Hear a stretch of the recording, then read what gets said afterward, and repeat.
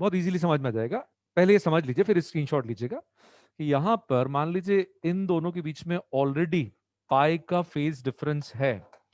यदि पाई का phase difference यहां इन दोनों के बीच में है, तो जहां पर path difference integral multiple of lambda है ना, जिसके कारण इवन मल्टीपल ऑफ पाई मिलेगा, है ना, जहां पर इंटीग्रल मल्टीपल ऑफ लैम्डा का पाथ डिफरेंस है वहां पर इवन मल्टीपल ऑफ पाई मिलेगा। तो यहां यदि और कोई फैक्टर नहीं है फेज डिफरेंस के लिए, और कुछ भी नहीं है, तो बस यही है, तो यहां कंस्ट्रक्टिव इंटरफेरेंस हो जाएगा।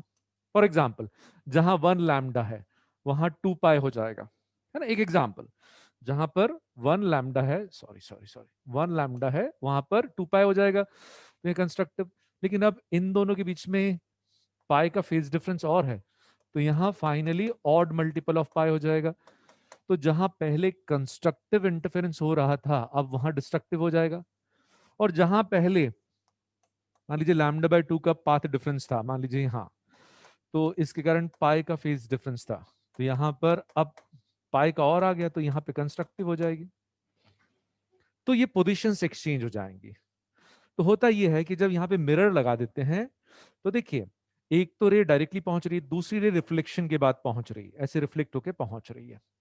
तो दो वेव्स जो स्क्रीन तक पहुंच रही हैं, स्क्रीन के किसी भी पॉइंट तक दो वेव्स पहुंच रही हैं, इन दोनों के बीच में पाथ डिफरेंस तो है ही सही। तो पाथ डिफरेंस तो अकाउंट करना ही है, पाथ डिफरेंस के कारण फेज डिफरेंस अकाउंट करना है, ये कर रहे हैं अपन। लेकिन उसके साथ साथ रिफ्लेक्शन के कारण पाई का फेज डिफरेंस भी है। तो समझे, पाथ डिफरेंस कैलकुलेट करने के लिए ये लेंथ L1, ये लेंथ L2, इस लेंथ L2 को कैलकुलेट करने के लिए हम ऐसा करते हैं कि जो रिफ्लेक्टेड रे है, इसको प्लॉट करने के लिए पहले इमेज प्लॉट कर लेते हैं। तो इस सोर्स की इमेज प्लॉट करिए, और जितनी भी रिफ्लेक्टेड रेज हैं इमेज से निकलेंगी।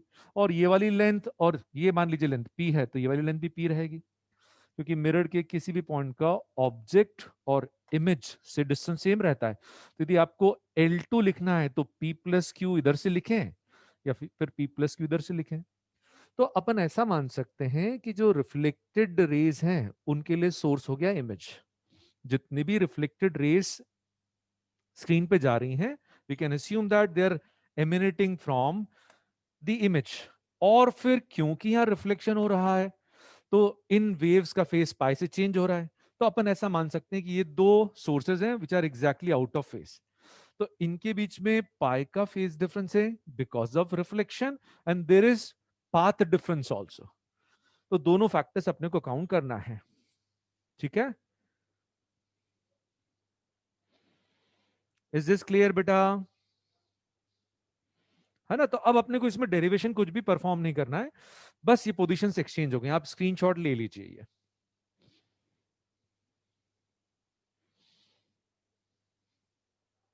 एक आधो क्वेश्चन लिख लेते हैं इसके, फिर आगे बढ़ते हैं।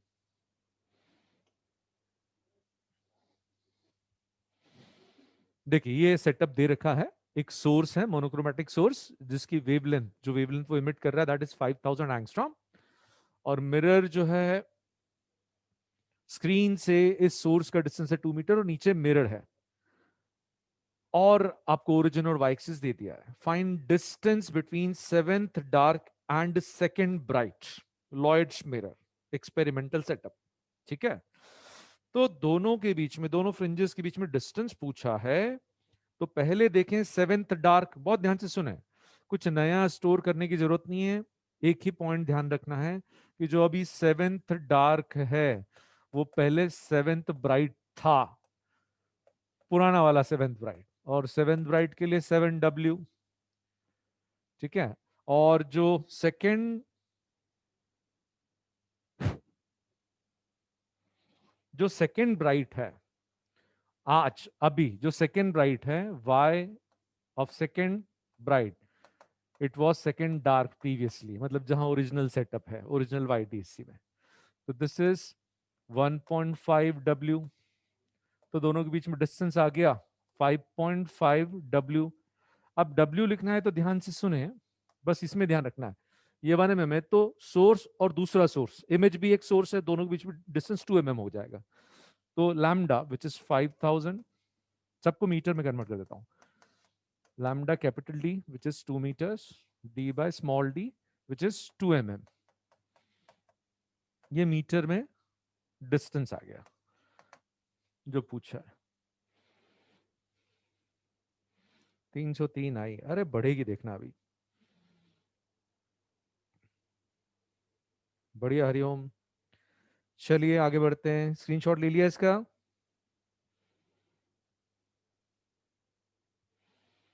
ठीक है, चलिए नेक्स्ट। अब अपने को समझना है थिन फिल्म इंटरफेरेंस, तो बहुत ध्यान से सुनेंगे। जो चश्मे का ग्लास इतना महंगा हो जाता है, या जो कैमरा लेंस है ये इतना महंगा क्यों हो जाता है, उसके लिए एक जो फैक्टर है that is thin film coating. तो हम यदि इस ग्लास की विजिबिलिटी बढ़ाना चाहते हैं, है ना, जिससे क्लैरिटी, विजन की क्लैरिटी बढ़ जाए, ठीक है, या फिर हम ब्लू लाइट को फिल्टर करना चाहते हैं कि ब्लू लाइट अंदर ना जाए, आंखों को डैमेज करने वाली लाइट अंदर ना जाए, तो ये थिन फिल्म कोटिंग यूज करते हैं। कैसे काम करती है ये समझें। और जो पानी के ऊपर ऑयल की थिन लेयर पड़ जाती है ना, पानी के ऊपर ऑयल की लेयर पड़ जाती है, थिन लेयर पड़ती है, तो उसमें कलर्स दिखते हैं। तो जो ऑयल की थिन लेयर के ऊपर कलर दिखते हैं, those colours are because of interference. और वो समझना, थिन फिल्म इंटरफेरेंस अपने को समझना है। अमीमा, दुष्ट अमीमा।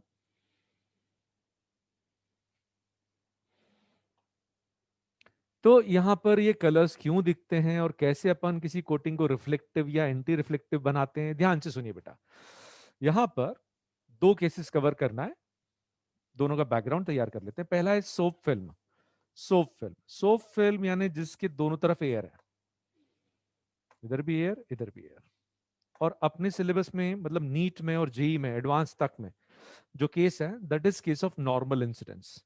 मतलब जो इंसिडेंट लाइट है वो इस थिन फिल्म को नॉर्मली स्ट्राइक कर रही है, और फिर होगा क्या, यहां इसका एक पार्ट यहीं से रिफ्लेक्ट हो जाएगा, एक पार्ट इसका यहां से रिफ्लेक्ट हो जाएगा, और बचा हुआ पार्ट अंदर चले जाएगा। तो दूसरा पार्ट उसको कलर चेंज करके प्लॉट करते हैं। एक पार्ट अंदर चला गया, फिर वो यहां से रिफ्लेक्ट होकर फिर यहां बाहर आएगा। तो यहां पर जो इंटेंसिटी उसका डिविजन हो रहा है, ठीक है, ये एक वेव यहीं से रिफ्लेक्ट हो रही है, एक अंदर जाके रिफ्लेक्ट होके फिर आंखों तक पहुंचेगी। ये दोनों वेव्स जो हैं आंखों तक एक साथ पहुंचेगी, इनके बीच में कंस्ट्रक्टिव डिस्ट्रक्टिव इंटरफेरेंस की कंडीशन अपने को समझना है। तो यहां पर समझे ध्यान से, इनके बीच में कंस्ट्रक्टिव इंटरफेरेंस है कि डिस्ट्रक्टिव, उसको समझना है। तो देखें, यहां तक तो दोनों वेव्स साथ साथ आ रही हैं, यहां तक तो दोनों वेव्स, जो यहां से रिफ्लेक्ट हो रहा है पार्ट, और जो अंदर जाके रिफ्लेक्ट होके वापस आ रहा है, ये दोनों वेव्स यहां तक तो साथ साथ चल रही हैं। तो अपन इस पॉइंट को एज ए सोर्स ट्रीट कर सकते हैं, यहां तक कोई फेज डिफरेंस नहीं है। लेकिन इसके बाद यहां तक दोनों साथ साथ चल रही हैं, और इस पॉइंट के आगे भी, इस पॉइंट के आगे देखो, ऑब्जर्वर की आंखों तक दोनों जो रास्ता कवर कर रही हैं वो सेम रास्ता कवर कर रही हैं। तो यदि अपन फाइनली इन दो वेव्स के बीच में फेज डिफरेंस कैलकुलेट करना चाहते हैं, तो यहां तो पाथ लेंथ सेम है बेटा, और यहां तक भी दोनों सेम ही रास्ता कवर करके पहुंची है एक सोर्स से। तो जो भी डिफरेंस आता है वो यहां आता है। ये जो ब्लू वाली लाइट है जो अंदर जाके रिफ्लेक्ट होके यहां आ रही है, ये इतना एडिशनल पाथ कवर कर रही है, तो दोनों के बीच में ऑप्टिकल पाथ डिफरेंस जो है दैट इज टी और 2t। जल्दी बताओ, ये थिकनेस टी है, ऑप्टिकल पाथ डिफरेंस कितना आएगा, जल्दी बताओ, टी की 2t। ये 180 क्या लिखा तन्वी, 180 अभी फेज डिफरेंस बताऊंगा। सब गलत लिख रहे हैं। Optical path difference 2t into mu आएगा, मैंने जान करके दो ही ऑप्शन दिए, दोनों गलत, टी और 2t दोनों ही गलत हैं। म्यू मल्टीप्लाई करना है क्योंकि अपने को ऑप्टिकल पाथ डिफरेंस पूछा है, ठीक है। तो ध्यान से सुनो, यहां पर ये ऑप्टिकल पार्ट डिफरेंस, अब ये ऑप्टिकल पार्ट डिफरेंस अकेला फैक्टर है क्या, ध्यान से सुनेंगे बेटा, बहुत ध्यान से सुनेंगे। यहां पर ये जो व्हाइट वाली रे है, व्हाइट वाली जो रे है वो देखो डेंस मीडियम से रिफ्लेक्ट हो रही है, तो उसका फेज तो पाई से चेंज हो रहा है। जो व्हाइट वाली लाइट है जो यहीं से रिफ्लेक्ट हो रही है, उसका फेज तो पाई से चेंज होगा। लेकिन ब्लू वाली देखो, ये रिफ्रैक्शन में कभी भी फेज चेंज नहीं होता है, तो ब्लू का फेज यहाँ रिफ्रैक्शन पे चेंज नहीं होगा, और यहाँ पर एयर है जो कि रेयर है, तो यहां पर भी उसका फेज चेंज नहीं होगा। तो ये जो ब्लू लाइट अंदर जाके रिफ्लेक्ट हो रही है, रिफ्लेक्शन पर भी, रिफ्लेक्शन होने के बावजूद भी इसका फेज चेंज नहीं होगा। तो एक का फेज पाई से चेंज हो रहा है और दूसरे का फेज चेंज नहीं हो रहा है, तो भाई इसके कारण एक पाई का फैक्टर आ जाएगा। ठीक है, तो यहां पर एक तो optical path difference 2t mu आया, कोई डाउट नहीं इसमें, इसके कारण फेज डिफरेंस, और एक पाई का भी है। तो यदि हम इस बीम में रिफ्लेक्टेड लाइट के लिए यदि कंस्ट्रक्टिव इंटरफेरेंस चाहते हैं, तो भाई ये पाई को भूलना नहीं है, तो this should be 2t mu should be odd multiple of lambda naught by 2, क्योंकि यदि इधर odd multiple of lambda by 2 है, मतलब इसके कारण ऑड मल्टीपल ऑफ पाई आएगा, मतलब 3 पाई, 7 पाई, 11 पाई, और फिर उसमें पाई और ऐड होगा, तो फाइनली कंस्ट्रक्टिव इंटरफेरेंस। ये रिपीट करूंगा, अभी आपको स्क्रीनशॉट नहीं लेना है, ये रिपीट करूंगा, अच्छे से फील डेवलप हो जाएगा, फिर आप स्टोर करेंगे और स्टोर हो जाएगा। तो यदि कंस्ट्रक्टिव इंटरफेरेंस चाहिए तो ये पाई अपने को काउंट करना है। कई बार यहाँ पर रिफ्लेक्शन के कारण फेज डिफरेंस अकाउंट करना पड़ता है, कई बार नहीं करना पड़ता है, डिपेंड्स ऑन द सिचुएशन। तो वही सिखा रहा हूं कि सिचुएशन को कैसे एनालाइज करना है। तो भाई यहां पर ये कंस्ट्रक्टिव इंटरफेरेंस, यहां यदि रिफ्लेक्टेड बीम की इंटेंसिटी हाई चाहते हैं, ठीक है, और तो उसमें कंस्ट्रक्टिव इंटरफेरेंस होना चाहिए। और principle of conservation of energy, भाई यदि यहां रिफ्लेक्टेड बीम की इंटेंसिटी बहुत हाई है, मतलब कंस्ट्रक्टिव इंटरफेरेंस हो रहा है, तो ट्रांसमिटेड बीम की इंटेंसिटी कम हो गई। रिफ्लेक्टेड बीम की इंटेंसिटी मैक्सिमम है, मतलब ट्रांसमिटेड बीम की इंटेंसिटी कम हो गई, क्योंकि देखो भाई ये जो principle of conservation of energy, ये तो डिफाइन ही होगा। यहां पर एक पार्ट बाहर जा रहा है, एक पार्ट इधर से रिफ्लेक्ट हुआ अंदर गया, एक पार्ट इधर से रिफ्लेक्ट हुआ, एक पार्ट आगे चला गया, तो एक पार्ट इधर आ रहा है, एक पार्ट इधर जा रहा है। ठीक है, तो इधर इधर मैक्सिमम है तो इधर मिनिमम। तो यदि आप ब्लू लाइट फिल्टर बनाना चाहते हैं, एक एग्जांपल अभी है ना, उसको और एक बार और रिपीट करूंगा, ब्लू लाइट फिल्टर की यहां से ब्लू लाइट पास नहीं होना चाहिए, ट्रांसमिटेड लाइट में ब्लू लाइट नहीं होना चाहिए, तो ब्लू लाइट रिफ्लेक्शन में उसकी इंटेंसिटी मैक्सिमम होना चाहिए। तो हम नहीं चाहते कि ब्लू कलर इसको पास करे, तो ब्लू कलर के लिए यहाँ कंस्ट्रक्टिव इंटरफेरेंस होना चाहिए, तो यहाँ ब्लू कलर की इंटेंसिटी मैक्सिमम हो जाएगी, तो ब्लू कलर पास नहीं होगा। तो ये इस तरह से अपन तैयार करते हैं। ठीक है, ध्यान से सुनो। और डिस्ट्रक्टिव इंटरफेरेंस, यदि यहाँ डिस्ट्रक्टिव चाहिए तो भी ये पाई को मत भूलना, तो ये जो ऑप्टिकल पार्ट डिफरेंस है, this should be integral multiple of lambda not. ठीक है, अब एक और केस, ये तो हो गया सोप फिल्म जिसके दोनों तरफ एयर होती है। सोप फिल्म की तो दोनों तरफ एयर होती है, एकदम थिन फिल्म, थिक फिल्म में इंटरफेरेंस नहीं होता है। ये थिकनेस की रेंज बता दूंगा, 0.1 mm, उससे ज्यादा मोटी यदि फिल्म है तो फिर ये इंटरफेरेंस पैटर्न देखने को नहीं मिलता है। तो देखें यहाँ पे, इधर देखें, ग्लास के ऊपर कोटिंग, जैसे जनरली ये रहता है कि जो ग्लास है इसका म्यू ज्यादा रहता है। एक एग्जांपल लिया मैंने कि ग्लास जो है, अपने चश्मे का ग्लास मोटा ग्लास रहता है, उसके ऊपर एक थिन फिल्म की कोटिंग लगाते हैं, मैंने थोड़ी थिक शो करी है वो। ये कोटिंग लगाने के लिए क्राइटेरिया अपने को समझना है। ठीक है, सुनो ध्यान से, यदि हम यहां देखें कोई लाइट इंसिडेंट है, तो इसका एक पार्ट यहां से रिफ्लेक्ट हो जाएगा और एक पार्ट अंदर जाके यहां से रिफ्लेक्ट होके बाहर आएगा। ठीक है, ये दोनों हो गए। अब इन दोनों के बीच में इसका कलर चेंज करता हूं, एक पार्ट यहां से अंदर गया और फिर इधर आया। अब इन दोनों के बीच में कंस्ट्रक्टिव इंटरफेरेंस होगा कि डिस्ट्रक्टिव होगा, ध्यान से सुनिए, कैसे डिसाइड करेंगे। भाई यहां पर एयर टू ग्लास, तो इस वाइट वाली वेव का फेस पाई से चेंज होगा, और ग्रीन वाली का भी फेस पाई से चेंज होगा, क्योंकि देखो ग्रीन वाली नीचे देखो 1.65 है, ये डेटा आपको दिया जाएगा, ये हमेशा दिया जाएगा।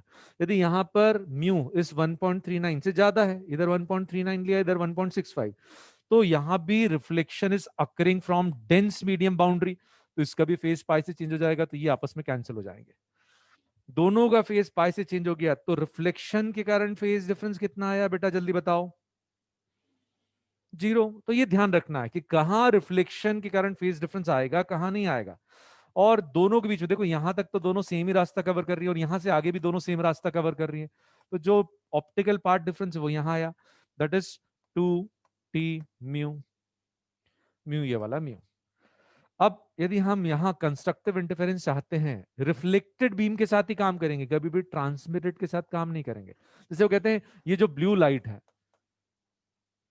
ये पास नहीं होना चाहिए, मान लो ब्लू लाइट है, तो यहां ब्लू लाइट की इंटेंसिटी रिफ्लेक्शन में मैक्सिमम होगी तो ट्रांसमिटेड में मिनिमम होगी।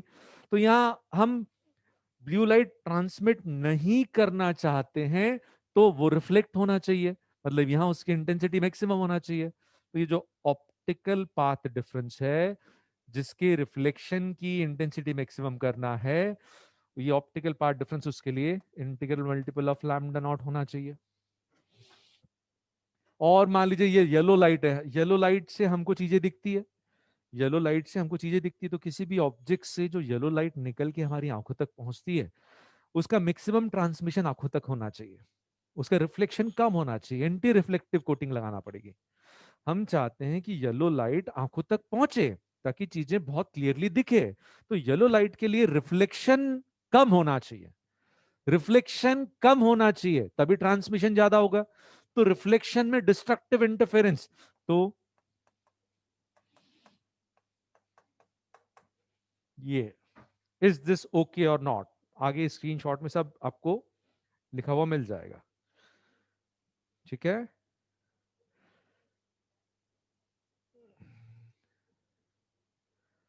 बिना कांटेक्ट में दो बल्ब दिखते हैं सर, इसलिए कोटेड लेंस से बल्ब को देखते तो वो एक ऑब्जेक्ट जैसा दिखता है, वरना बिना कोटेड में, हाँ हाँ हाँ हाँ हो, ये एक उसमें एंटी रिफ्लेक्टिव कोटिंग लगती है ना। या soap film means both side year. अब है ना, आपको जो नोट करना है, देखो सोप फिल्म दोनों केसेस मैंने अलग अलग लिखे हैं, फिर आप स्क्रीनशॉट लेना, एक बार फिर रिपीट कर रहा हूं। सोप फिल्म जो है उसमें दोनों तरफ एयर है, इधर भी एयर और इधर भी एयर, बहुत ध्यान से सुना है। और यहाँ पानी रहता है उसका म्यू दे दिया जाएगा, सोप वाटर उसका म्यू दे दिया जाएगा, और थिकनेस टी। तो आपसे पूछेंगे कि रेड कलर के लिए, यहाँ हमको रेड कलर देखना है, यदि हम यहाँ रिफ्लेक्शन में रेड देखना चाहते हैं तो ट्रांसमिशन में रेड कम दिखेगा, रिफ्लेक्शन में रेड देखना चाहते हैं, ध्यान से सुनिए, तो हमेशा अपन है ना रिफ्लेक्टेड लाइट के साथ ही काम करेंगे। वो कहते हैं कि भाई रेड ट्रांसमिट नहीं होना चाहिए, रेड कलर हमको रिफ्लेक्शन में दिखना चाहिए। तो रेड कलर के लिए यदि यहां देखना है तो कंस्ट्रक्टिव इंटरफेरेंस होना चाहिए। तो यदि रेड कलर की बात करें किसी भी वेवलेंथ के लिए, लैम्डा नॉट के लिए हमको यहां पर मैक्सिमम इंटेंसिटी चाहिए, कंस्ट्रक्टिव इंटरफेरेंस चाहिए। तो जो ऑप्टिकल पार्ट डिफरेंस है that is 2t into mu, ये ऑप्टिकल पार्ट डिफरेंस ये क्या होना चाहिए, क्योंकि देखो इसका फेस पाई से चेंज हो रहा है, व्हाइट वाली का फेस पाई से चेंज हो रहा है और इसका फेस पाई से चेंज नहीं हो रहा है। तो यहां पर कंस्ट्रक्टिव के लिए इधर से odd multiple of lambda by 2 आना चाहिए। ठीक है, तो जो थिकनेस की मिनिमम वैल्यू अपने को चाहिए, थिकनेस की मिनिमम वैल्यू पूछते हैं, तो सबसे छोटा odd multiple 1 lambda by lambda naught, vacuum वाली वेवलेंथ, बाई 2 इंटू 2 म्यू, उधर से म्यू ले आए, minimum thickness for constructive interference. किसी वेवलेंथ के लिए वो कहते हैं कि ये जो वेवलेंथ है ये पास होना चाहिए, ये वेवलेंथ इससे पास हो जाना चाहिए। तो यदि यहां पास कराना है, मैक्सिमम इंटेंसिटी आगे भेजना है, तो यहां मिनिमम होना चाहिए। यहां डिस्ट्रक्टिव के लिए integral multiple of lambda not होना चाहिए, तो यहां पर 2n पाई, फिर एक पाई और आ जाएगा। ठीक है, तो ये जो मिनिमम थिकनेस है डिस्ट्रक्टिव इंटरफेरेंस के लिए, सबसे छोटा इंटीग्रल मल्टीपल 1, ये नोट कर लीजिए बेटा, स्क्रीनशॉट ले लीजिए। ठीक है,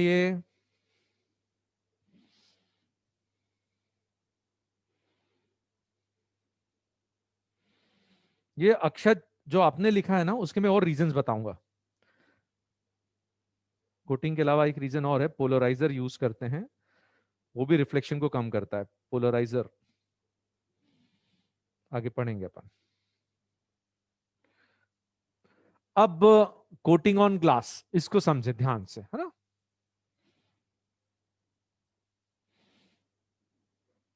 ये ग्लास है, अब इसका म्यू 1.5 लिया है, जनरली ज्यादा रहता है लेकिन कम है तो उस हिसाब से काम करेंगे अपन, है ना, एक क्वेश्चन में बताऊंगा। तो मान लीजिए हम येलो लाइट के साथ काम कर रहे हैं, उसका मैक्सिमम ट्रांसमिशन चाहिए, यहां से मैक्सिमम येलो लाइट अंदर जाना चाहिए।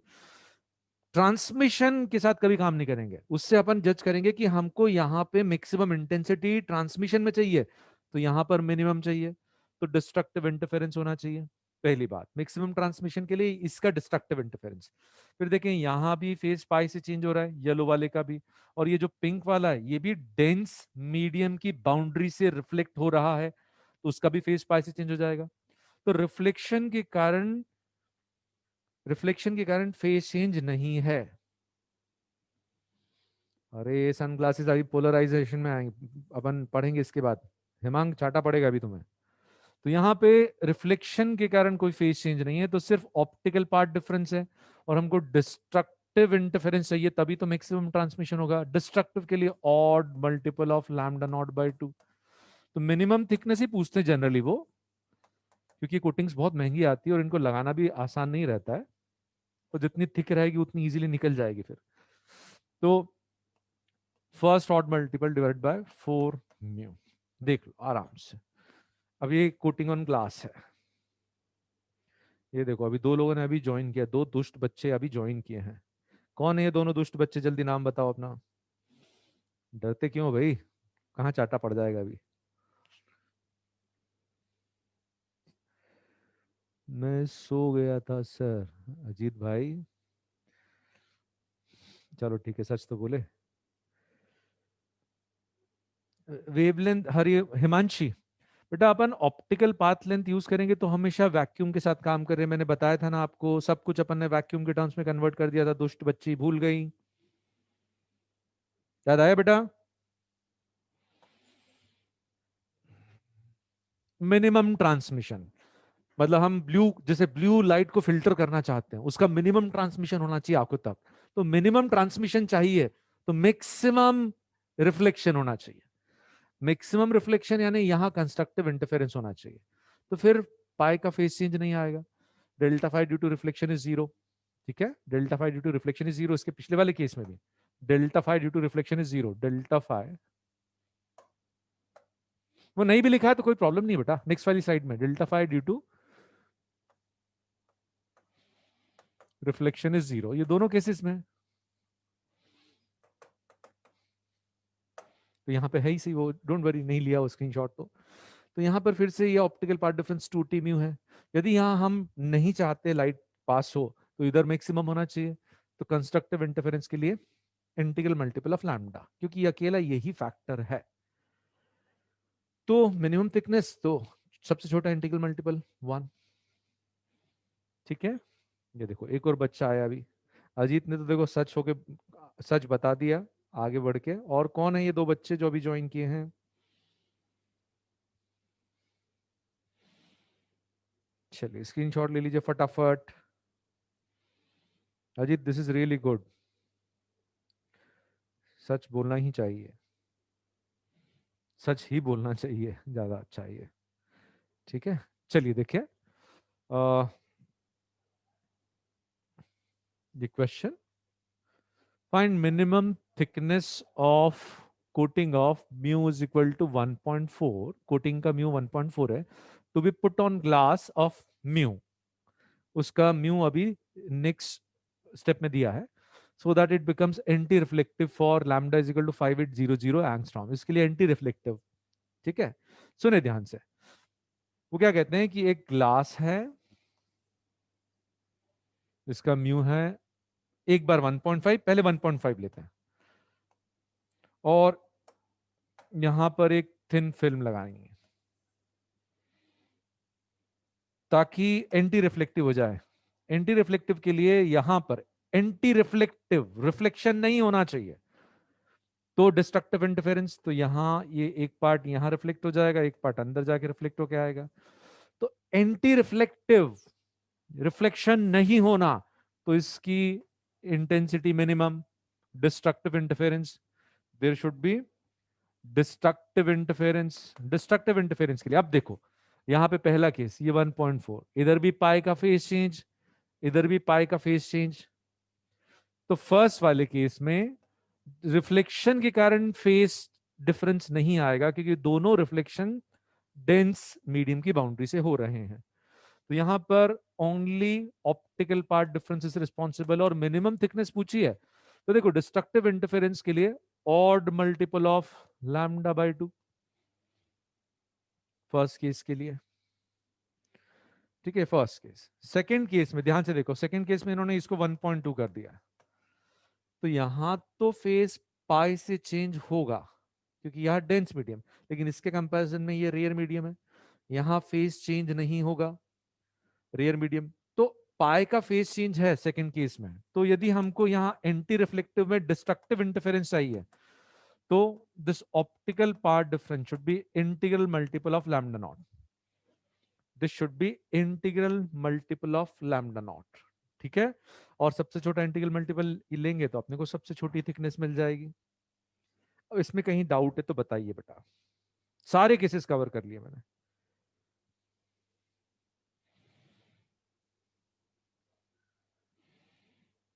क्लियर है, चलिए बहुत अच्छी बात है, आगे बढ़ते हैं फिर।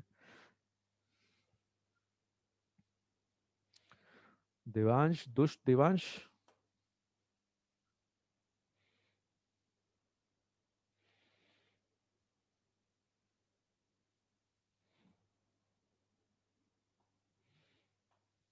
चलिए अब आपको एक चैलेंज डेरिवेशन दे रहा हूं मैं, चैलेंज डेरिवेशन, ध्यान से देखिए।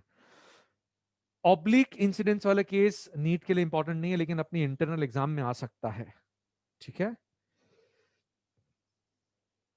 कंस्ट्रक्टिव इंटरफेरेंस में it should be integral multiple of even multiple of pi phase difference, finally सबका सम इवन मल्टीपल ऑफ पाई। भूल गए अमीमा?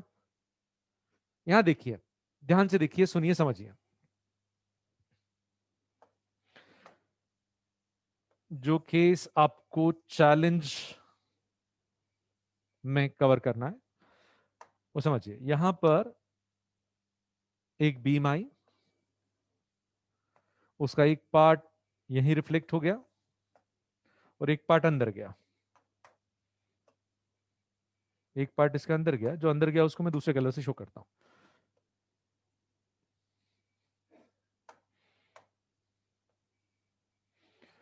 ये एंगल आई पे आई और ये आई पे रिफ्लेक्ट हो गई और ये अंदर आर पे बेंड होगी नॉर्मल की तरफ।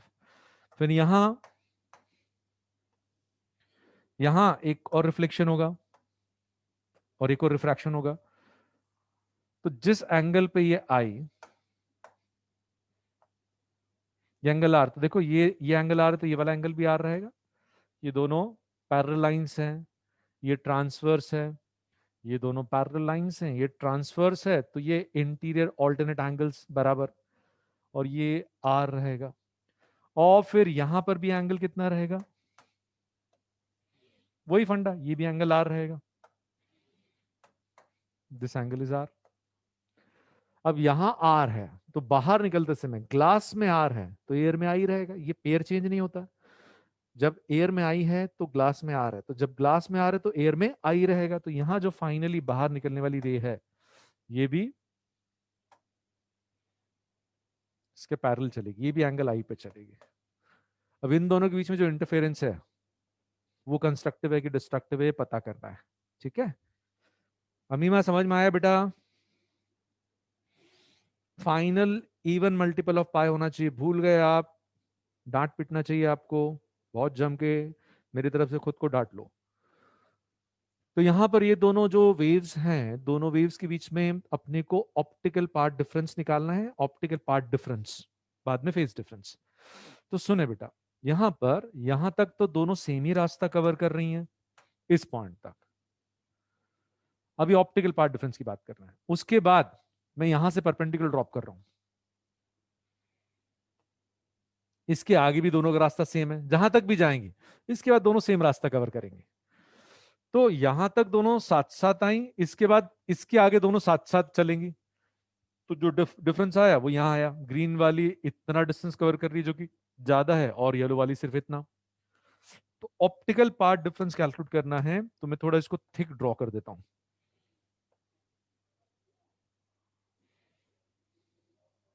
ये ऑप्टिकल लेंथ ग्रीन वाले की और ये येलो वाले की, इन दोनों का डिफरेंस आपको प्रूव करना है। क्योंकि देखो डिफरेंस सिर्फ यही आने वाला है, यहां तक तो साथ ही है, इसके आगे साथ ही चलने वाली है। तो यहां पे दोनों की पाथ लेंथ में डिफरेंस आ रहा है, ग्रीन वाली इतना और येलो वाली इतना कवर कर रही है।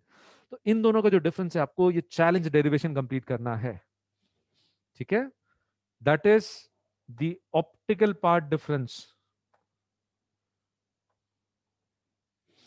Is 2t cos r mu, cos r, r ये वाला एंगल और म्यू इसका म्यू, ये आपको डिराइव करना है। और रिफ्लेक्शन के कारण कितना आएगा, देखो यहां कुछ भी मेंशन नहीं है तो दोनों तरफ एयर है, कुछ भी मेंशन नहीं है तो भाई हवा है दोनों तरफ। तो यहां पाई का फेस चेंज है और यहां पर नहीं है, तो रिफ्लेक्शन के कारण पाई का फेस चेंज आएगा। ये तो आपको डिराइव नहीं करना। नहीं, कॉस के अंदर म्यू नहीं है बेटा, ये अलग है। म्यू उधर लिख दो चाहो तो, ये म्यू उधर लिख दो। ठीक है, दुष्ट हेमांग। तो delta phi due to reflection is pi. अब ये जो ऑप्टिकल पार्ट डिफरेंस है, जब ये odd multiple of lambda by 2 होगा, ये वाला odd multiple of lambda by 2 होगा, तो फाइनली कंस्ट्रक्टिव होगा, क्योंकि उसमें पाई और आने वाला है। और डिस्ट्रक्टिव इंटरफेरेंस के लिए ये जो ऑप्टिकल पार्ट डिफरेंस है, जब ये इंटीग्रल मल्टीपल ऑफ लैम्डा होगा, जब ये इंटीग्रल मल्टीपल ऑफ लैम्डा होगा, तो इसके कारण इवन मल्टीपल ऑफ पाई मिलेगा और उसमें पाई और आ जाएगा। तो स्क्रीनशॉट ले लीजिए, फिर इसका क्वेश्चन करते हैं। ये फॉर्मूला याद रखना है आपको, एग्जाम में डिराइव नहीं करना। अभी देखो आपकी जान निकल जाएगी इसको डिराइव करने में। ठीक है, ये इज दिस ओके? क्या डिराइव करना है आपको? रिजल्ट तो याद रखना बेटा, वहां इतना टाइम नहीं रहेगा आपके पास कि आप डिराइव करें।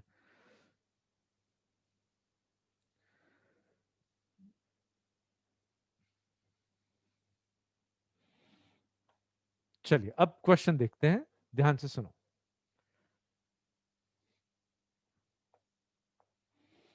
ऑब्लिक इंसिडेंस वाला केस है।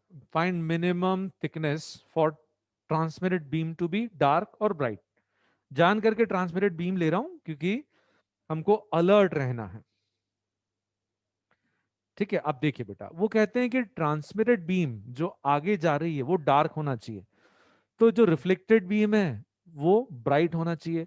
ट्रांसमिटेड डार्क है मतलब इधर कम एनर्जी जा रही तो इधर ज्यादा एनर्जी, तो रिफ्लेक्टेड में कंस्ट्रक्टिव इंटरफेरेंस, पहली प्रॉपर्टी कंस्ट्रक्टिव इंटरफेरेंस। और आपको याद रखना है जो ऑप्टिकल पार्ट डिफरेंस है that is 2t mu cos r, this should be what. अब सुनो ध्यान से, यहां पर तो पाई का फेस चेंज आएगा और जो अंदर रिफ्लेक्शन होने वाला है यहां, उसमें पाई का फेस चेंज नहीं आएगा। तो पाई का फेस चेंज आ रहा है वो भी अकाउंट करना है, तो this should be odd multiple of lambda by 2। तो सब मिनिमम कैलकुलेट करना है तो इसकी जगह 1 आ जाएगा। ठीक है बेटा, ये तो कई बार रिपीट हो गया।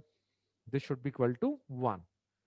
और फिर ये मैं बताता हूं ना आर कैसे निकालेंगे, घुंगे का नियम। यदि हम ट्रांसमिटेड बीम ब्राइट चाहते हैं, येलो लाइट पास हो जाए, तो जो रिफ्लेक्टेड है वो डार्क होना चाहिए। रिफ्लेक्टेड डार्क यानी रिफ्लेक्टेड में डिस्ट्रक्टिव इंटरफेरेंस, डिस्ट्रक्टिव इंटरफेरेंस के लिए 2t into mu cos r, optical path difference should be integral multiple of lambda naught. तो फाइनली डिस्ट्रक्टिव इंटरफेरेंस हो जाएगा। ठीक है, और मिनिमम के लिए ये 1, और आर निकालने के लिए घुंगे का नियम या स्नेल्स लॉ। तो आर निकालने के लिए देखिए यहां पे इधर लिख देता हूं, 1 sine i is equal to mu sine r. अंदर जो एंगल ऑफ रिफ्रैक्शन है अंदर आर, वो यहां से निकल जाएगा। आप देखेंगे 37 डिग्रीज आ रहा है, देखना वो 37 आ रहा है। Is this okay? बस कंप्लीट हो गया, बाकी सब तो दे रखा है, everything else is given to you. But मैं 100% श्योरिटी के साथ कह रहा हूं ये एग्जाम के लिए इंपॉर्टेंट नहीं है, अपने इंटरनल एलएन के टेस्ट में आ सकता है, मॉड्यूल में दे रखा है। एग्जाम के लिए जो पहले वाले केसेस बताए नॉर्मल इंसिडेंट्स वाले वही आएंगे, वही और वही आएंगे। ठीक है, ये ध्यान रखना, क्योंकि देखो आपकी इंटरनल ये एसीटी में भी रैंक इंपॉर्टेंट है, दैट गिव्स यू कॉन्फिडेंस। तो जरा सा कंटेंट है, 5 मिनट दिए मैंने उसके लिए, ताकि मान लीजिए कभी एसीटी में आ जाता है तो आप लोग सीधे सीधे 4 नंबर पीछे हो जाएंगे।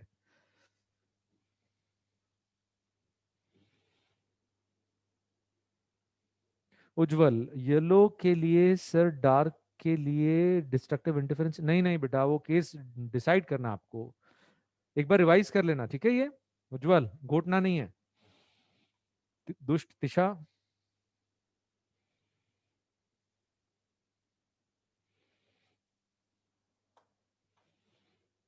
अब डिफ्रैक्शन पढ़ेंगे, बहुत ध्यान से सुनना। वो जो थ्योरी, एक बार फिर मैं एक स्टेटमेंट रिपीट कर देता हूँ, जो वाईडीएससी की थ्योरी है, एनसीईआरटी में दे रखी है, ठीक है? वाइट लाइट यूज करेंगे तो क्या होगा, स्लिट्स के सोर्स जो है सिंगल सोर्स, उसको स्लिट प्लेन के पास लेके आएंगे तो क्या होगा, बहुत सारी चीजें हैं, फ्रिंजेस का शेप कैसा रहेगा वगैरह वगैरह, ये डिफ्रैक्शन के साथ एक साथ लिखाऊंगा। अच्छी नहीं है सीटी में हिमांशी पाटीदार, आएगी बेटा आएगी, देखो यही तुम्हारी बैच से ही जो टॉपर है वो निकले हैं, पलक यहीं बैठी है, सब सही चल रहा है, करते जाओ यही चीजें, बार बार रिवाइज करते जाओ, अच्छे से होगा। ये सिलेक्शन लायक रैंक है बेटा हिमांशी, ठीक है? पूरे इंडिया में एलएन से इससे कहीं ज्यादा बच्चे सिलेक्ट होंगे, हाँ रैंक इंप्रूव करना है, इससे हमको पीछे मतलब थक के बैठना नहीं है।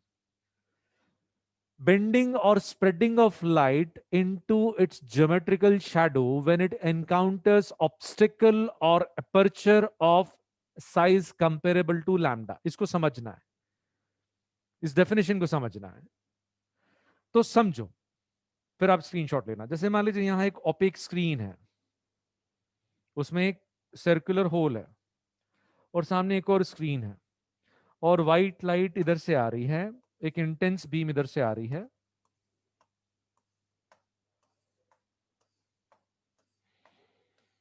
तो ज्योमेट्रिकल ऑप्टिक्स के हिसाब से सिर्फ यहां से लाइट आगे ट्रांसमिट होना चाहिए और सीधे सीधे यहां जाना चाहिए, तो यहां पर एक ब्राइट पैच मिलेगा, और फिर ये शैडो, ये हमको मालूम है, सिर्फ यहां से होल से लाइट आगे ट्रांसमिट होगी, बाकी सब जगह शैडो, तो this is called geometrical shadow, क्योंकि ये ज्योमेट्रिकल ऑप्टिक्स के हिसाब से अपन काम कर रहे हैं कि भाई यहां लाइट सीधी सीधी चलेगी। लेकिन यदि ये अपर्चर, जैसे ये जो होल है इसका डायमीटर, अपर्चर इसका डायमीटर ए, यदि ये लैम्डा के कंपेरेबल है, लैम्डा से बहुत बड़ा नहीं है, बहुत ध्यान से सुनना, आपको मजा आएगा, इतना शानदार केस है। यदि ये अपर्चर लैम्डा के कंपेरेबल है, उससे बहुत बड़ा नहीं है, तो यहां पे ये लाइट जो है बेंड हो जाएगी, स्प्रेड हो जाएगी अपनी शैडो में, यहां पे ज्योमेट्रिकल शैडो है, ज्योमेट्रिकल ऑप्टिक्स के हिसाब से यहां डार्क स्पेस होना चाहिए, शैडो होना चाहिए, अब ये लाइट इधर फैल जाएगी, शैडो में फैल जाएगी। इसको कहते हैं डिफ्रैक्शन। लेकिन ये सिर्फ कब होगा, when a is comparable to lambda, दोनों कंपेरेबल होना चाहिए। डिफ्रैक्शन की डेफिनेशन समझ में आई बेटा? और ये ए यदि लैम्डा से बहुत बड़ा है, तो ये जो स्प्रेडिंग है दिस इज मिनिमल, बहुत कम स्प्रेडिंग होगी, होती है लेकिन ऑब्जर्व नहीं कर सकते आप, ये जो स्प्रेडिंग होगी वो बहुत हल्की सी होगी, माइनर सी होगी, हल्की सी, you can not notice it, it is always there but it is negligible, ठीक है? अच्छा, अब देखो एक बहुत शानदार केस, मजा आ जाएगा आपको सुन के। जैसे मान लीजिए यहां एक क्लासरूम है, ये क्लासरूम, इधर बनाते हैं क्लासरूम, ये क्लासरूम का दरवाजा, ऊपर से, ऊपर से अपन देख रहे हैं, ये बोर्ड है, यहाँ टीचर खड़े हैं आपके, और ये बेंचेस लगी हुई हैं, और यहाँ कौन बैठा हुआ, बच्चेस, बच्चे नहीं बच्चेस बैठे हुए हैं ये, ठीक है? इधर कॉरिडोर है, ये दीवार है, इधर कॉरिडोर है, ध्यान से सुनना बेटा, इधर कॉरिडोर है, यहां इस कॉरिडोर में मान लीजिए यहां एक व्यक्ति खड़े हैं और ये कुछ बोल रहे हैं, तो यहां पे जो लोग खड़े हैं वो इनकी आवाज सुन पाएंगे, है ना, सुन पाएंगे, और ये जो यहाँ लाइटिंग है उससे लाइट निकल के टकराएगी और लाइट भी इनकी आंखों तक पहुंचेगी, तो ये जो लोग खड़े हैं ये इनको सुन भी पाएंगे, इनको देख भी पाएंगे, यस और नो, एक एक पॉइंट आगे समझते हैं, है ना, देख भी पाएंगे सुन भी पाएंगे। अच्छा, अब आगे की बात, इनको हटा देते थोड़ी देर के लिए। इनकी बॉडी को जो लाइट टकरा रही है वो लाइट, और इनके मुंह से जो साउंड निकल रही है वो इस अपर्चर को स्ट्राइक कर रही है। दोनों वेव्स, लाइट वेव्स भी दरवाजे को स्ट्राइक कर रही है, अपर्चर यानी होल को, और साउंड वेव्स भी स्ट्राइक कर रही है। ये जो साउंड वेव्स हैं, इनकी वेवलेंथ और दरवाजे का साइज दे आर कंपेरेबल। वो भी मीटर के ऑर्डर की होती है साउंड की वेवलेंथ, और ये दरवाजे का साइज भी मीटर के ऑर्डर का होता है। तो ये जो साउंड है, ये जब अपर्चर को स्ट्राइक करेगी तो ये फैल जाएगी अंदर। अंदर आप सुन पाएंगे। बताओ, ये जो बोल रहे हैं वो सुन पाओगे कि नहीं सुन पाओगे? सुन पाओगे, है ना? लेकिन देख पाओगे क्या? नहीं। देख क्यों नहीं पाओगे? क्योंकि लाइट के लिए वेवलेंथ और ये अपर्चर कंपेयर करेंगे तो ये जो दरवाजे का साइज है मीटर में, और वेवलेंथ है 4000 एंगस्ट्रॉम के आसपास लाइट की वेवलेंथ, और ये 4000 इंटू 10⁻⁻10, तो बहुत कम है। तो बताओ, लाइट का डिफ्रैक्शन होगा क्या? लाइट बेंड होगी क्या? नो। तो we can hear around the corners but we can not see around the corners. ये सुना होगा स्टेटमेंट। फिजिक्स क्या शानदार है, क्या शानदार एक्सप्लेनेशन है कि यहां खड़े व्यक्ति की आवाज हम सुन सकते हैं क्योंकि वो बेंड हो जाएगी डिफ्रैक्शन के कारण, क्योंकि साउंड की वेवलेंथ और दरवाजे का साइज दे आर कंपेरेबल। लेकिन लाइट जो है वो बेंड नहीं होगी क्योंकि दरवाजे का साइज उसकी वेवलेंथ के कंपैरिजन में बहुत ज्यादा है। That's why we can hear around the corners but we can not see around the corner. समझ में आई ये बात? What wonderful explanation given by physics.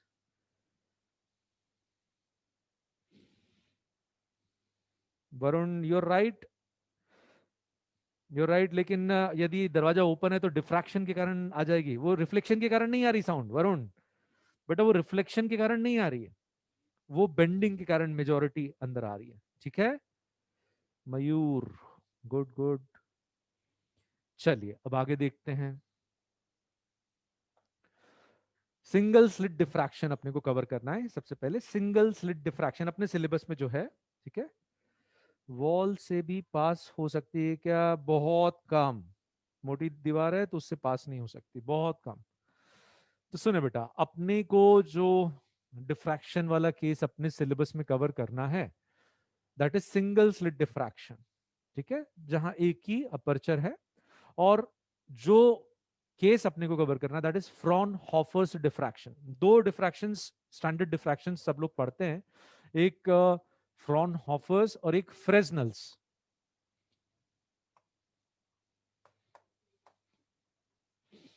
अपने सिलेबस में फ्रेस्नेल्स डिफ्रैक्शन नहीं है। अपन जो भी पढ़ेंगे वो फ्रॉनहोफर्स डिफ्रैक्शन पढ़ेंगे।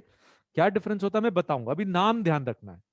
वो पूछ लेंगे कि भाई ये जो हो रहा है इसके लिए क्या रिस्पॉन्सिबल है, तो अपने सिलेबस में सिर्फ फ्रॉनहोफर्स है तो आपने लिख देना फ्रॉनहोफर्स डिफ्रैक्शन। ठीक है, तो नाम मालूम होना चाहिए कि ये जो एनालिसिस अपन परफॉर्म कर रहे हैं this was given by Fraunhofers, scientist का नाम। हर्षित दीक्षित, दुष्ट हर्षित।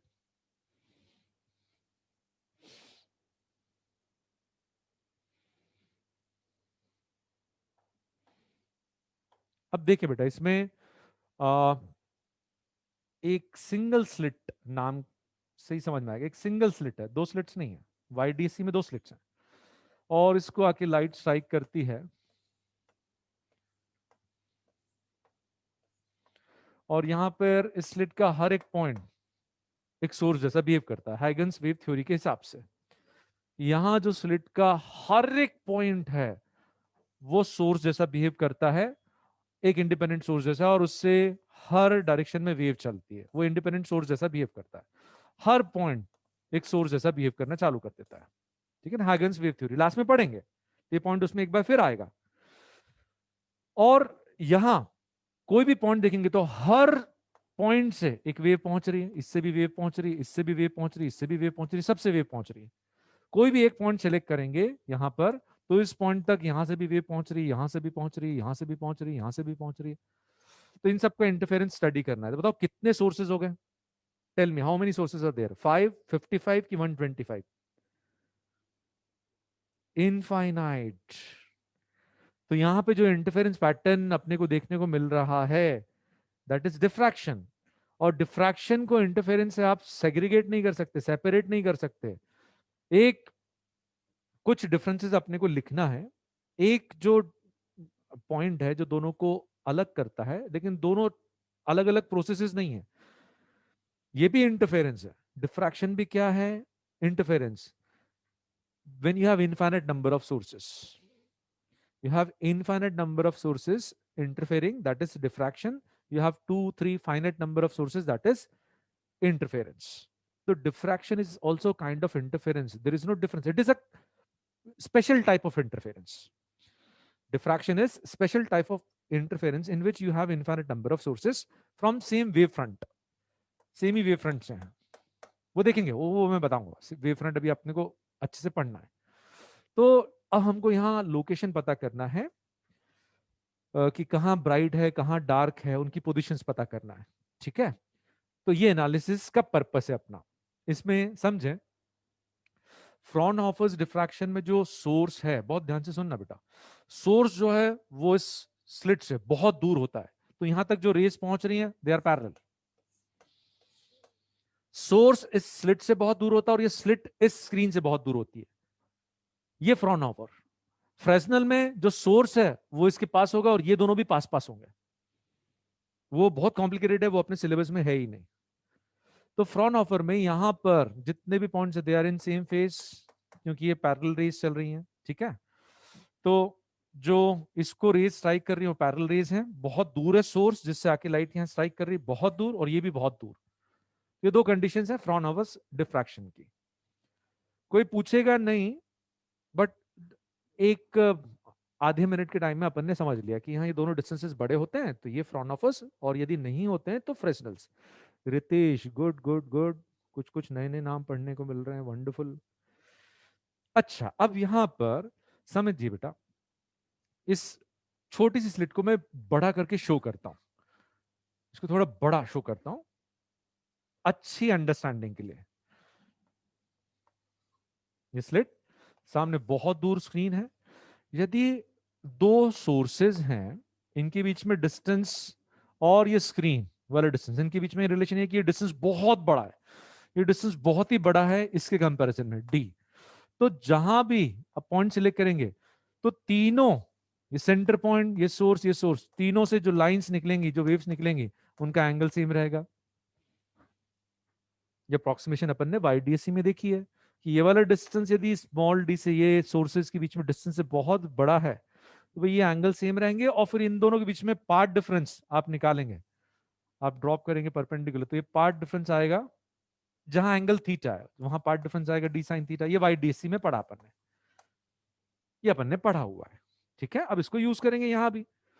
सुनिए ध्यान से, बहुत ही शानदार डेरिवेशन है, बहुत ही अच्छा, लॉजिकली अपीलिंग है। अपन पहले स्लिट को दो इक्वल पार्ट्स में, दो हाफ्स में डिवाइड करते हैं, और ये a/2 और a/2, बाद में 4 पार्ट में डिवाइड करेंगे, फिर 6 पार्ट में डिवाइड करेंगे, और यहां स्क्रीन पे वो पॉइंट सर्च करेंगे। पहले एक पॉइंट सर्च करना है जहां a/2 के डिस्टेंस पे रखे दो सोर्सेस एक दूसरे को कैंसिल कर रहे हैं।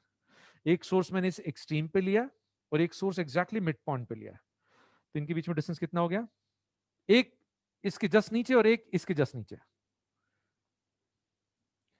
एक सोर्स इधर एक सोर्स इधर, इनके बीच में डिस्टेंस a/2 आएगा। हम पहले स्क्रीन पे वो पॉइंट सर्च करेंगे, उसकी एंगुलर पोजीशन पता करेंगे, थीटा पता करेंगे, जिसके लिए कि a/2 के डिस्टेंस पे रखे सोर्सेस एक दूसरे को कैंसिल कर देते हैं। कौन सा पॉइंट सर्च करेंगे? जहां a/2 के डिस्टेंस पे रखे दो सोर्सेस का डिस्ट्रक्टिव इंटरफेरेंस होगा। तो ये डी नॉर्मल फ्रॉनहोफर्स में ये बहुत बड़ा होता है ए से, नॉर्मल फ्रॉनहोफर्स में ये डी ए से बहुत बड़ा होगा। ठीक है, कुछ भी मेंशन नहीं है, यही लेके काम करना आप। तो यहां पर इन दोनों के बीच में जो पाथ डिफरेंस है that is D, small D a/2 sine theta, और जहां पर ये λ/2 के बराबर हो जाएगा वो पॉइंट ऐसा होगा जहां ये दोनों की वेव्स एक दूसरे को कैंसिल कर देंगी। सबसे पहले इसको हाँ या ना बोल दो, ये उस पॉइंट के लिए एंगुलर पोजीशन है जहां a/2 के डिस्टेंस पे रखे दो सोर्सेस निपट जाते हैं, आपस में निपट जाते हैं। तो अब मैं प्रूव करूंगा कि यहां पर सारे जितने भी सोर्सेस हैं सब कैंसिल हो जाएंगे। क्यों? क्योंकि इससे नीचे आपने एक सोर्स सिलेक्ट किया तो उसके कॉरस्पॉन्डिंग इसके नीचे a/2 के डिस्टेंस पे एक सोर्स मिल जाएगा, क्योंकि ये डिस्टेंस a/2 है। तो थोड़ा सा नीचे एक पॉइंट लिया तो इधर नीचे एक पॉइंट मिलेगा, तो इन दोनों के बीच में डिस्टेंस a/2। तो फिर इनसे निकलने वाली वेव्स के बीच में भी यही पाथ डिफरेंस होगा, क्योंकि a/2 और सेम एंगल थीटा। तो ये ऐसा पॉइंट है जहां a/2 के डिस्टेंस पे रखे सोर्सेस कैंसिल हो रहे हैं। तो जितने भी सोर्सेस a/2 के डिस्टेंस पे, जैसे ये वाला एक पॉइंट लिया तो उसके नीचे एक पॉइंट नीचे वाली स्लिट में, नीचे वाले हाफ में मिल जाएगा। तो इन दोनों की वेव्स के बीच में डिस्ट्रक्टिव इंटरफेरेंस, यहां एक पॉइंट सिलेक्ट किया तो उसके कॉरस्पॉन्डिंग नीचे एक पॉइंट मिल जाएगा, यहां पॉइंट सिलेक्ट किया तो उसके कॉरस्पॉन्डिंग नीचे एक पॉइंट a/2 के डिस्टेंस पे मिल जाएगा। तो ये पेयर वाइज कैंसिलिंग होगी। तो यहां बताओ नेट इंटेंसिटी कितनी मिलेगी इस पॉइंट पे? नेट इंटेंसिटी कितनी मिलेगी? जीरो। ऊपर वाला हाफ उसको नीचे वाला हाफ कैंसिल कर देगा। हर पॉइंट पे नहीं, जहां ये ऐसा हो रहा है, जहां साइन थीटा लैम्डा बाय ए, वहां पर ये आपस में कैंसिल हो जाएंगे। ये पहला डार्क स्पॉट, ये पहला dark spot. Is this okay? ठीक है, अभी नोट मत करना। साउंड तो मैकेनिकल वेव है, देन वेव नेचर भी शो कर सकती है साउंड। अरे हाँ ना बेटा, अभी आप खुद ही बोल रहे हो ये सारी प्रॉपर्टीज जो हैं ये सारी वेव शो करती हैं। पोलराइजेशन जो है एक प्रोसेस है जो डिफरेंशिएट करता है इस बात, वो जो इस बात पे डिपेंड करता है कि ये लॉन्गिट्यूडनल है कि ट्रांसवर्स। बाकी सब में सारी वेव्स ये प्रोसेस शो करेगी। सुनिए, तो ये पहला डार्क स्पॉट, फर्स्ट डार्क जो हमने आइडेंटिफाई किया वाया 1 लैम्डा बाय ए पर। ठीक है, अच्छा सुना ध्यान से। अब हम क्या करते हैं, इसी स्लिट को चार पार्ट में डिवाइड करते हैं। बहुत ध्यान से सुनना बेटा, चार पार्ट में। तो ये हो गया a/4। अब हम वो पॉइंट सिलेक्ट करते हैं, उस पॉइंट की एंगुलर पोजीशन पता करते हैं जहां a/4 के डिस्टेंस पे रखे दो सोर्सेस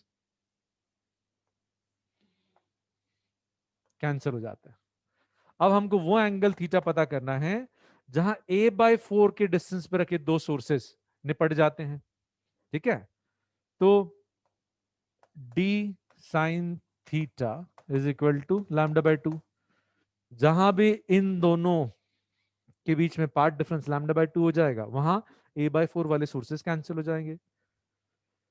तो अब हम ऐसा पॉइंट सर्च करें जहां a/4 वाले निपट रहे हैं। ठीक है, तो ये साइन थीटा आ जाएगा 2 λ/a।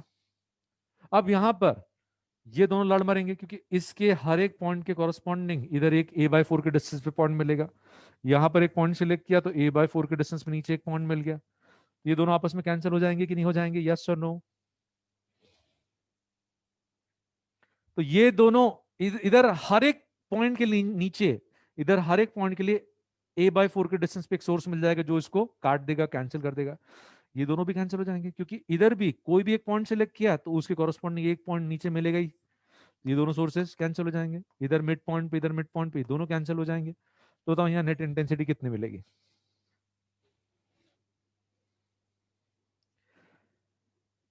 और फिर अपन 6 पार्ट्स में डिवाइड करेंगे, 6 पार्ट्स में डिवाइड करेंगे और a/6 वाले दो सोर्सेज आपस में कैंसिल हो गए तो पेयर वाइज कैंसिलेशन हो जाएगा। प्रोसेस समझ में आ रहा है?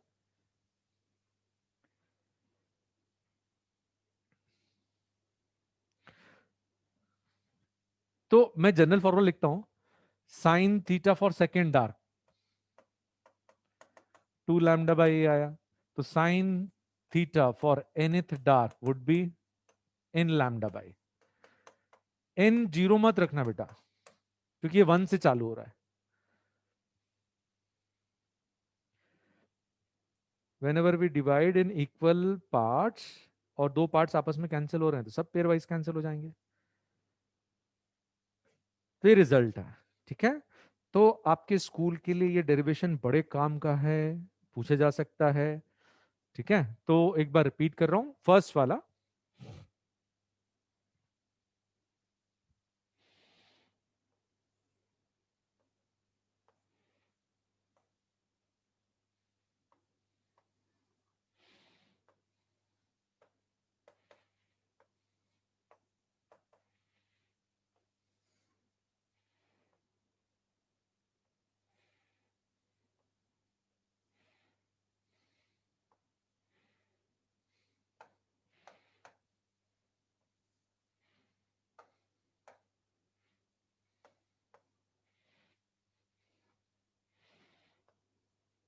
पहले वो पॉइंट सर्च कर रहे हैं जहां a/2 के डिस्टेंस पे रखे दो पॉइंट सोर्सेस कैंसिल हो रहे हैं।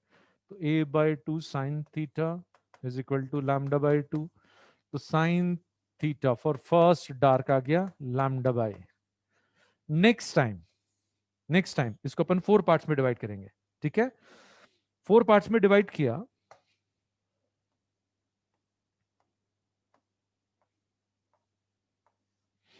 और a/4 के डिस्टेंस पे जो सोर्सेज हैं उनको कैंसिल करा दिया। अब की बार वो एंगल पता कर रहे हैं जहां a/4 के डिस्टेंस पे रखे दो सोर्सेस एक दूसरे को कैंसिल कर देंगे। तो ये दोनों कैंसिल हो जाएंगे, दोनों भी कैंसिल हो जाएंगे। तो a/4 sine theta, if this is lambda by 2, तो sine theta for second dark मिल गया 2 lambda by a। Hence sine theta for nth dark is n lambda by. Odd number में परफेक्ट कैंसिलेशन कैसा होगा दुष्ट? 3 में से 2 मान लो आपस में कैंसिल हो गए तो एक तो बचा रह जाएगा ना पगलू राम। ऑड नंबर में डिवाइड करके कैंसिल कराएंगे तो कंस्ट्रक्टिव मिलेगा। यस यस यस बेटा, हर वेव में डिफ्रैक्शन होगा, लेकिन ध्यान से सुनो, ठीक है? वो आपको, आप जो क्वेश्चन पूछ रहे हो ना वो अलग है कि लेजर लाइट जो है वो ऐसी चलती चली जाएगी, ठीक है? तो इसमें तो फैलाव नहीं हो रहा है। ये फैलाव की बात नहीं कर रहे हैं बेटा। जब ये एक अपर्चर को स्ट्राइक करेगी, जब ये किसी अपर्चर को स्ट्राइक करेगी जिसका साइज इस लैम्डा के कंपेरेबल है, तो ये भी फैल जाएगी, बट वैसे सीधी सीधी चलेगी। लेकिन टॉर्च की लाइट तो ऐसे ही फैलती है, ओरिजिनली फैलती है। समझे आदित्य? हर वेव में डिफ्रैक्शन होगा, लेकिन उसके लिए ए लैम्डा के कंपेरेबल होना चाहिए, कंडीशन सेटिस्फाई होना चाहिए। ठीक है, अच्छा, ये याद रखना है अभी, ये बहुत काम का है। Sign theta for nth dark, n zero नहीं लेंगे, ठीक है? अच्छा, अब दिस इज लोकेटिंग मिनिमास, ये मिनिमा के लिए, छोटी माँ के लिए अपन ने कर लिया। नाउ विल सर्च बड़ी मास, मैक्सिमास। ले लिया स्क्रीनशॉट बेटा। एन जीरो मत रखिएगा, क्योंकि डार्क जो है पहला डार्क 1 से मिलता, 1 लैम्डा बाय। ठीक है, आगे बढ़े। वाईडीएससी में सिर्फ 2 स्लिट्स हैं बेटा, 2 सोर्सेज हैं, यहां पर इनफाइनाइट नंबर ऑफ सोर्सेज हो गए।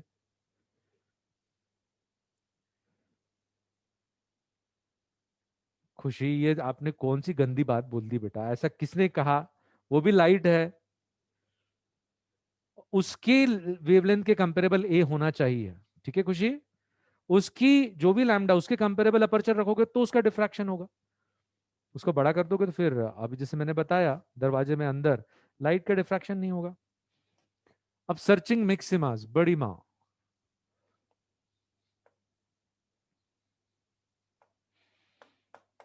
तो मैं लिख देता हूं रिजल्ट।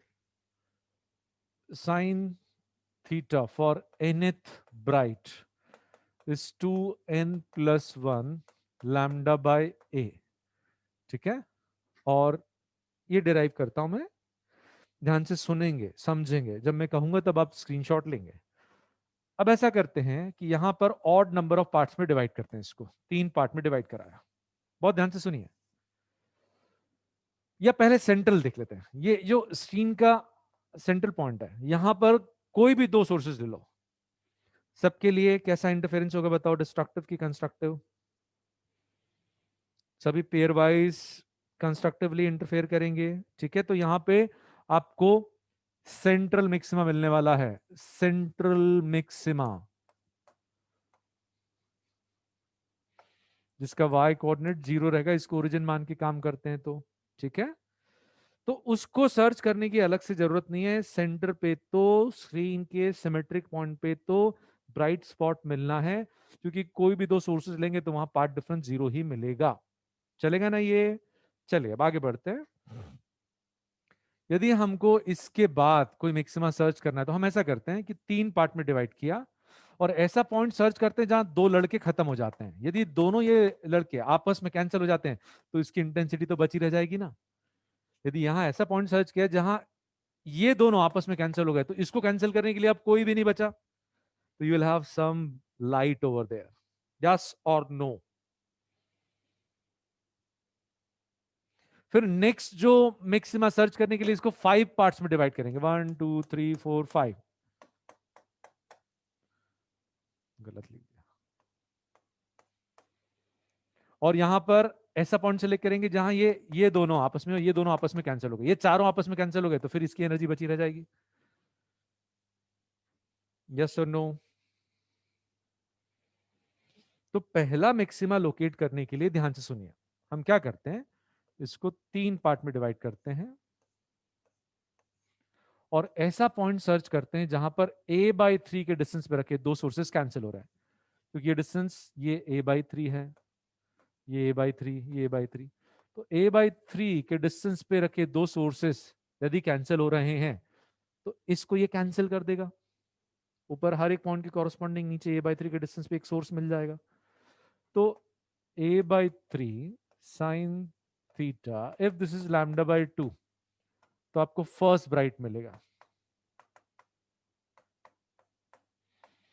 सेंट्रल की अलावा, सेंट्रल तो जीरो हो गया, ये दोनों कैंसिल हो गए, तो नीचे वाले जो पार्ट है वो बचा रह जाएगा।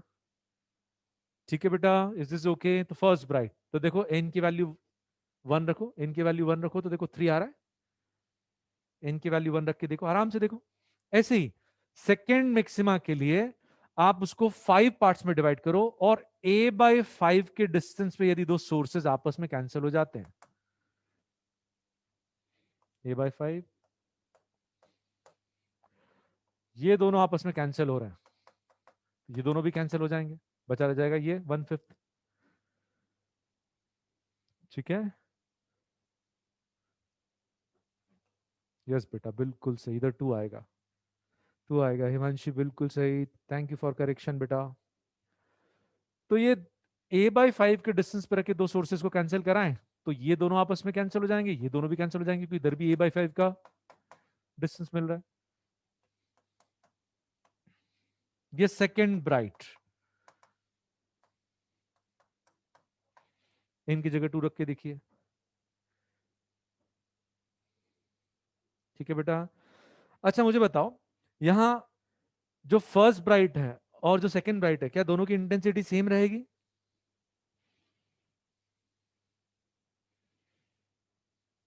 चारिका गलत बोले बेटा, यहाँ पे सिर्फ 1/3 पार्ट है और यहाँ पे सिर्फ 1/5। यहाँ पे 4 पार्ट कैंसिल हो रहे हैं, सिर्फ 1/5 बचा रह जाएगा। यहाँ पे 3 पार्ट है तो यहाँ 1/3, तो ये ज्यादा ब्राइट है इससे, ये इसके कंपैरिजन में ज्यादा ब्राइट है। इज दिस ओके और not? Yes, intensity will keep on decreasing, ये एक और डिफरेंस आया। YDSC में सभी की इंटेंसिटी सेम होती थी, सभी ब्राइट फ्रिंजेस की सेम होती थी, यहाँ पे नहीं है बेटा। ठीक है, तो ये रिजल्ट बहुत इंपॉर्टेंट है, ये याद रखना है। This is for maximas. ठीक है, don't put n is equal to 0, don't use n is equal to 0। Central maxima is at theta is equal to 0, central maxima zeroth order is at theta is equal to 0।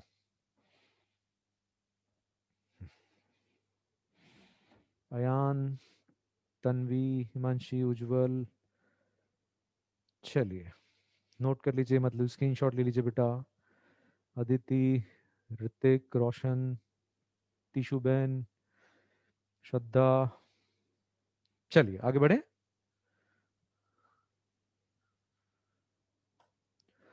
अब पहला case, case of approximation.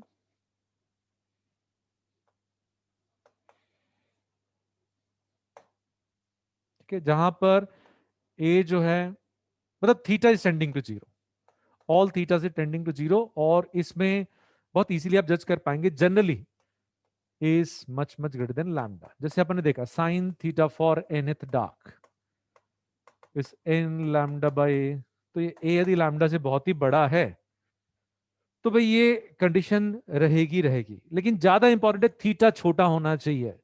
तब क्या होगा, sine theta would be approximately equal to 10 theta. अब जो आगे derive कर रहे हैं वो सिर्फ अप्रोक्सीमेशन वाले केस में, तो y nth dark is d tan theta, which is n lambda by a tan theta into d, और इसको मैं नाम दे रहा हूं w। आराम से देखो, जहां अप्रोक्सीमेशन, ये तो हमेशा काम करेगा, up to this always valid, इसके आगे अप्रोक्सीमेशन। ठीक है, तो यदि अपने को y कोऑर्डिनेट चाहिए तो d tan थीटा, और tan थीटा यहां से डायरेक्टली मिल गया, तो y nth dark is nw। ऐसे ही y sin theta for nth bright is 2n plus 1 lambda by 2a, अभी डिराइव किया बेटा। This is approximately equal to tan theta for nth bright। n zero दोनों में ही नहीं रखना, दोनों में n जीरो नहीं चलेगा। ठीक है, तो यहाँ पे y coordinate of nth bright यदि पता करना है तो d tan theta for nth bright, तो y nth ब्राइट आ गया, जो tan थीटा है that is odd multiple of lambda bye 2a into d, tan theta into d, और ये w।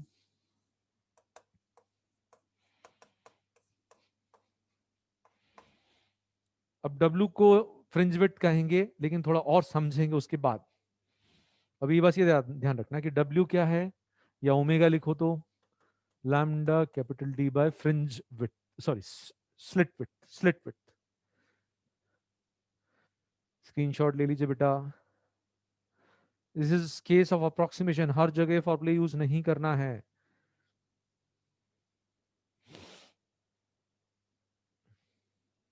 चले आगे बढ़े बेटा, स्क्रीनशॉट ले लिया होगा आपने। अच्छा, अब अपन ये अप्रोक्सीमेशन वाला केस इसको प्लॉट करते, ध्यान से सुनिएगा। स्क्रीन पे छोटी सी स्लिट है ये, तो यहां पर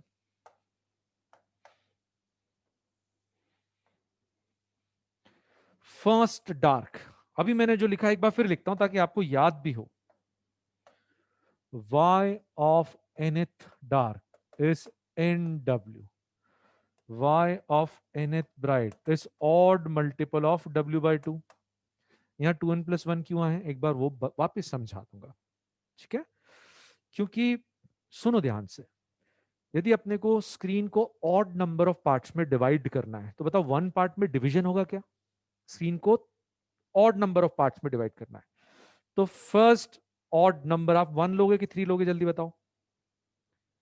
3 लोगे ना, तो यहां पे पहली जो ब्राइट फ्रिंज है कहां मिलेगी, जब स्क्रीन को, सॉरी स्लिट को 3 पार्ट में डिवाइड करते हैं, 2 कैंसिल हो जाती है तो 1/3 बची रह जाती है। फील आ रहा है इसका? सिर्फ घोटना नहीं है, फील। स्क्रीन को ऑड स्लिट को ऑड नंबर ऑफ पार्ट्स में डिवाइड करके कुछ को कैंसिल कराना है, तो पहला 3 आएगा, तो यहां पर फर्स्ट ब्राइट में 3 आएगा, फर्स्ट ब्राइट में 3 आएगा, फर्स्ट ऑर्डर ब्राइट में 3 आएगा, तो बताओ 2n plus 1 कि 2n minus 1, चेक करो कॉपी पे लिख के। फर्स्ट ऑर्डर पे 3w/2 आना चाहिए, w/2 नहीं, 3w/2, 2n plus 1। ठीक है ना, तो यहाँ पे ऑड मल्टीपल जो है that in terms of order 2n plus 1 आएगा। ठीक है ना बेटा, तो ये याद रखेंगे, वो कभी भूलोगे नहीं कि भैया ऑड नंबर ऑफ पार्ट्स में डिवाइड करना है तो फर्स्ट ऑड नंबर 1 थोड़ी आएगा, 1 पार्ट में डिवाइड करोगे तो डिवीजन ही कहां हुआ, पागल हो क्या? तो यहां देखें, पहले डार्क प्लॉट करते हैं। फर्स्ट डार्क जो है, बहुत ध्यान से सुनिए, फर्स्ट डार्क ऊपर डब्ल्यू पे, इसको थोड़ा इधर प्लॉट करते हैं, डब्ल्यू पे फर्स्ट डार्क, ये डब्ल्यू, और नीचे भी वैसा ही रहेगा, फर्स्ट डार्क, उसको भी फर्स्ट डार्क बोलेंगे। Second dark, second dark 2w पे,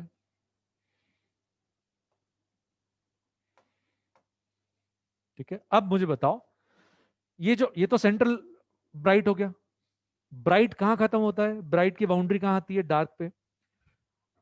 तो जो सेंट्रल मैक्सिमा है उसकी विड्थ बताओ कितनी आ रही है, सेंट्रल मैक्सिमा, यहां 0, यहां मैक्सिमम, यहां 0, सेंट्रल मैक्सिमा की विड्थ कितनी आ रही है, 2W, और बाकी किसी भी ब्राइट फ्रिंज की सिर्फ W आएगी। यहां पे फर्स्ट डार्क और सेकंड डार्क के बीच में, मतलब W और 2W के बीच में 3W/2 आ जाएगा। 3W/2 first bright. आराम से देखो, जो ऑड मल्टीपल जिससे काम करना चालू करना है वो 1 नहीं है, 3 से काम करना चालू करेंगे, 3। तो फर्स्ट ब्राइट जो है वो यहां आई, फर्स्ट ऑर्डर ब्राइट। तो ये जो ब्राइट है इसकी विड्थ बताओ, फर्स्ट ब्राइट की विड्थ बताओ, जल्दी बताओ वो कितनी है। फर्स्ट ब्राइट की विड्थ W। ये बहुत बड़ा डिफरेंस है। जो सिंगल स्लिट डिफ्रैक्शन पैटर्न है उसमें सेंट्रल मैक्सिमा की विड्थ 2W आएगी, बाकी सबकी W आएगी।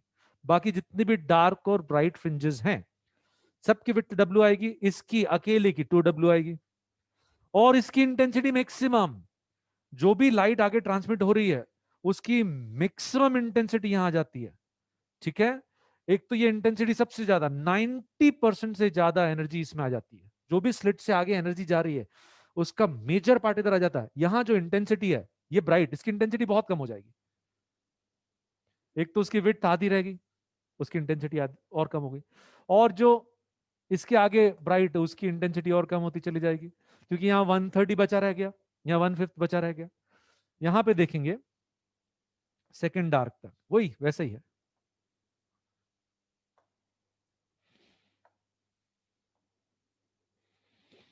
तो यहाँ जो ब्राइट फ्रिंजेस हैं सबकी विड्थ सेम नहीं है, सेंट्रल की विड्थ डबल होगी, बाकी सबकी सेम। पहला पॉइंट। और इसमें जो सेंट्रल मैक्सिमा है उसमें 90% एनर्जी आ जाती है स्लिट से जो आगे ट्रांसमिट हो रही है, इधर तो और कम होती चली जाती है।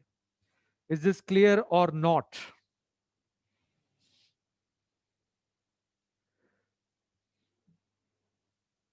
ठीक है, इसको बहुत अच्छे से रिवाइज कीजिएगा। अपने कोई अप्रोक्सीमेशन वाला केस ध्यान रखना है, और फिर जहां अप्रोक्सीमेशन काम नहीं करेगी वो भी बताऊंगा, तो ये तो आप घोट लो। ठीक है, ब्राइट जो है सबसे पहले 1.5W पे, 0.5 से काम चालू नहीं होगा, फिर 2.5W पे, फिर 3.5W पे। 0.5 से काम चालू नहीं होगा। 0.5W यदि प्लॉट करोगे तो वहां तो अभी सेंट्रल मैक्सिमा ही है। ठीक है, और इधर 1W पे फर्स्ट डार्क, 2W पे सेकंड डार्क, वगैरह वगैरह। ठीक है, चलो बेटा,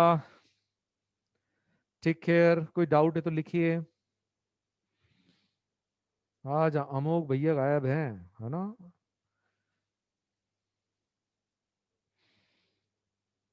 बोलो हेमांग, जल्दी बोलो। दुष्ट हेमांग।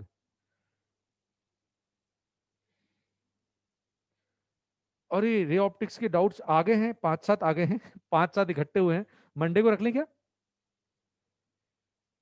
अरे रोटेशन में अभी ये देखो, अब बहुत ज्यादा बाकी नहीं है।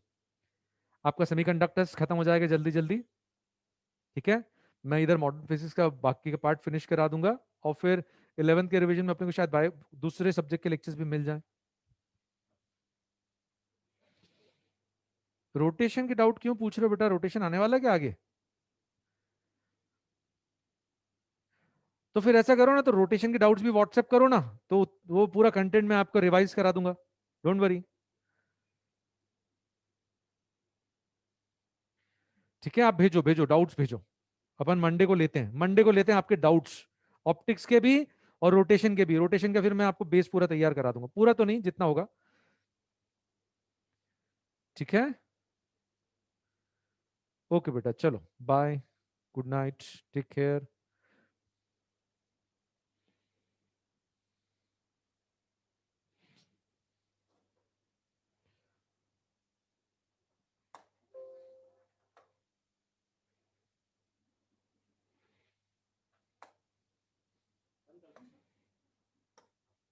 कुछ है क्या? हर्षित, इसको ब्लॉक कर दो तो हर्षित को अगली क्लास के लिए।